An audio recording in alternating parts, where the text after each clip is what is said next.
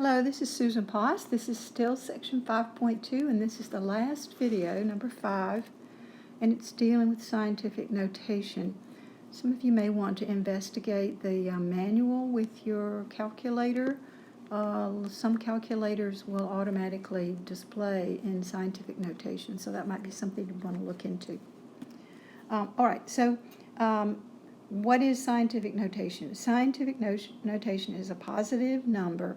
It has to be written in a particular form, and the form is it's some number A multiplied by 10 to some power. Okay, what are the restrictions on that? Well, if the R value, which is of course the exponent here, is negative, so if you have a negative exponent on the 10, you're going to have a small number. If you have an exponent on the 10 that is a positive number, you're going to get something that's greater than 1. So I can tell you that the ones that are going to be larger here are these two that have these LARGER, that have these positive exponents, and this one has the negative exponent, is going to be a smaller value. All right, so the other thing that you want to look for in scientific notation is that it always needs to have a single digit before the decimal point, and that digit must be a non-zero number. So 3 followed by a decimal point. That's a non-zero number, single digit before you get to the decimal point. Same thing here, non-zero, single digit before the decimal point. This example is not in scientific notation. And the reason it's not in scientific notation is because we don't have a single non-zero digit. So you're going to run into that. Sometimes your examples are going to come out with 2 or 3 digits before the decimal point, and you're going to have to do a little bit more work to get that into scientific notation.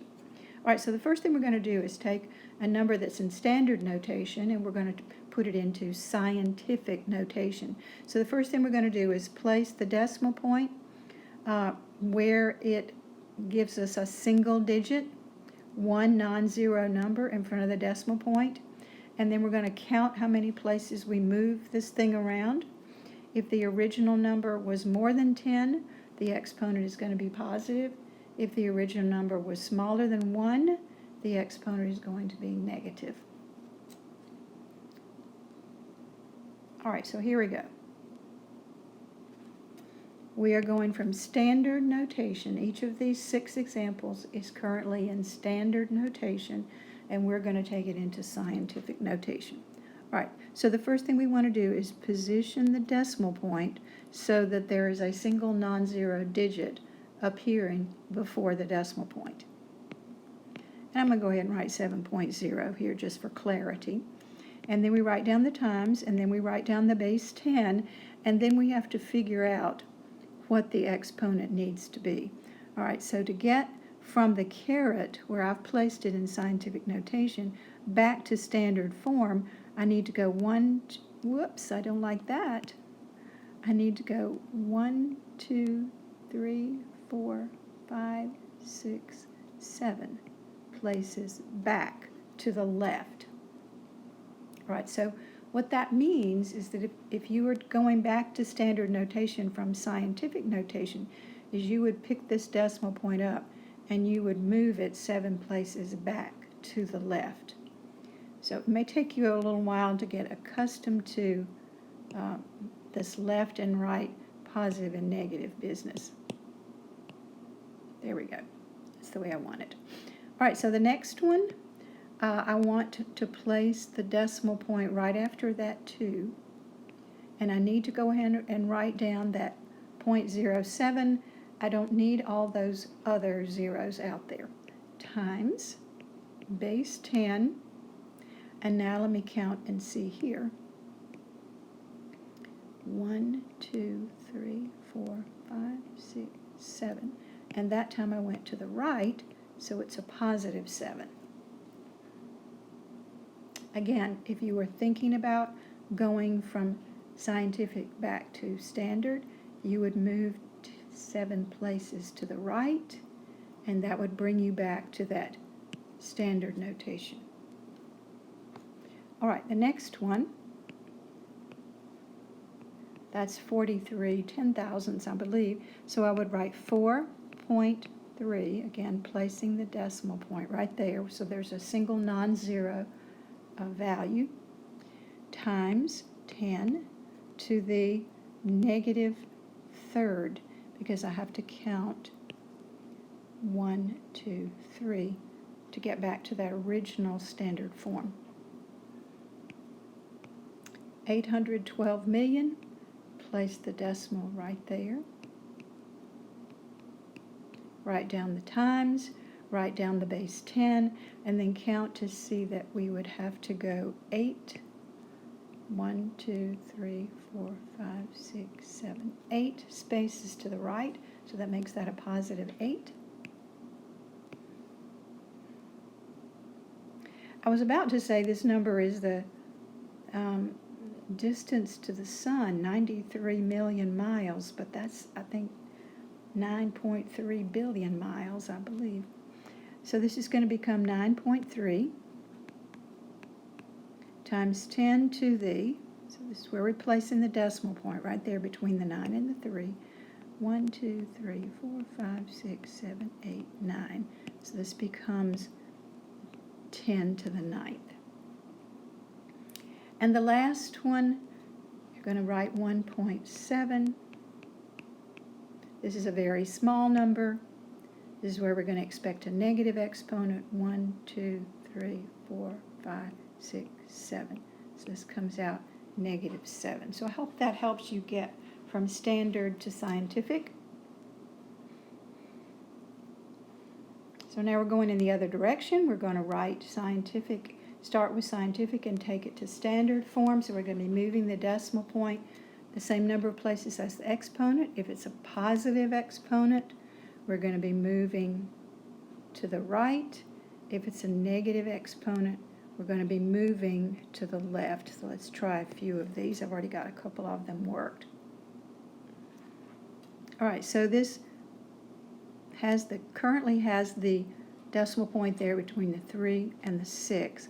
We're going to be needing to go 1, 2, 3, 4 places back.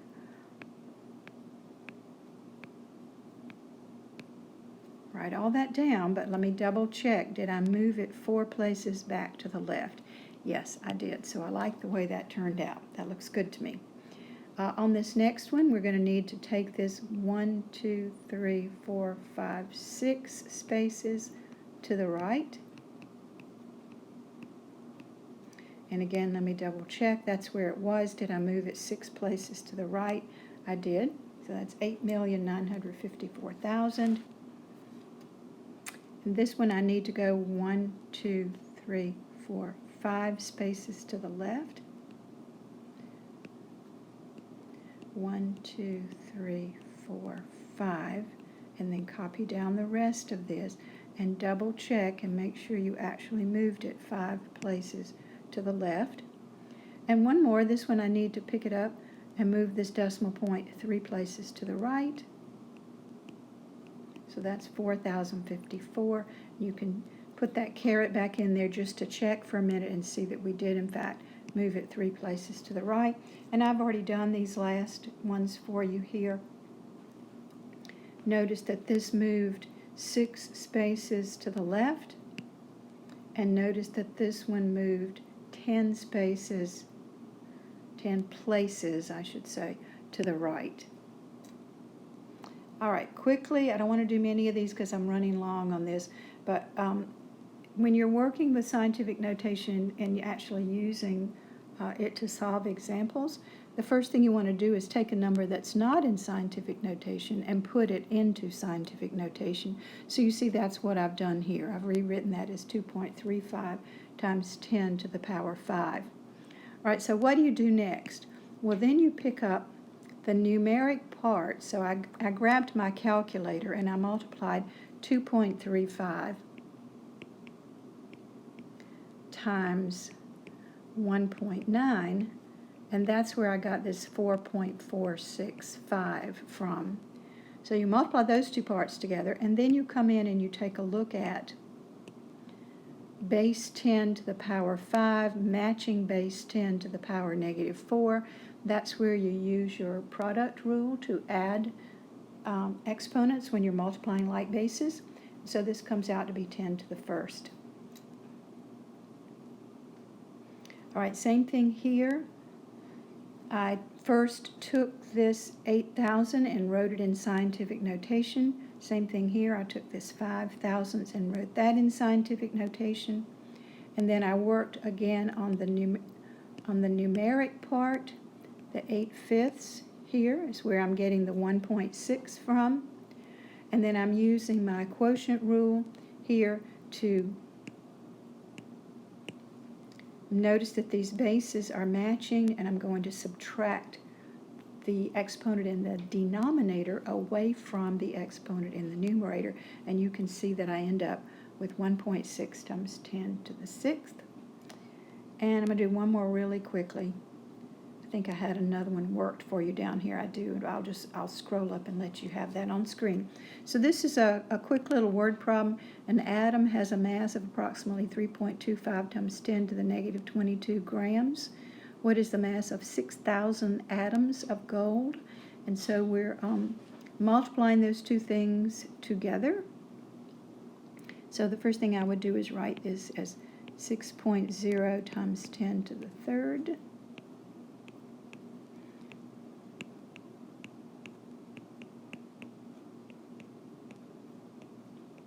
And then I need my calculator. Where's my calculator? I'm going to multiply these two numeric parts together. Let me grab my calculator real fast. I wasn't very well prepared for that, was I? So I'm multiplying 3.25 times 6. And that brings me, that brings me to 19.5.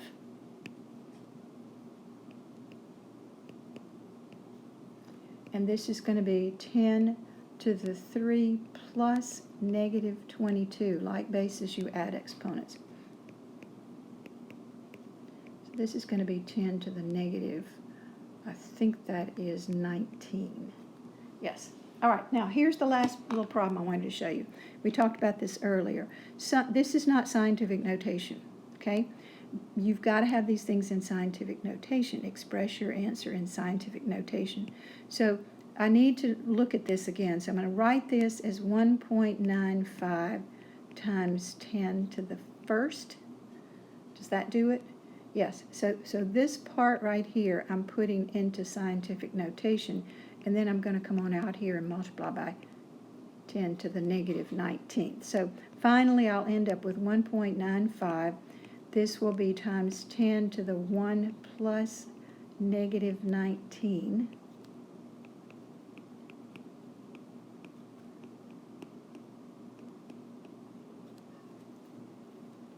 Okay, so that's a good place to stop.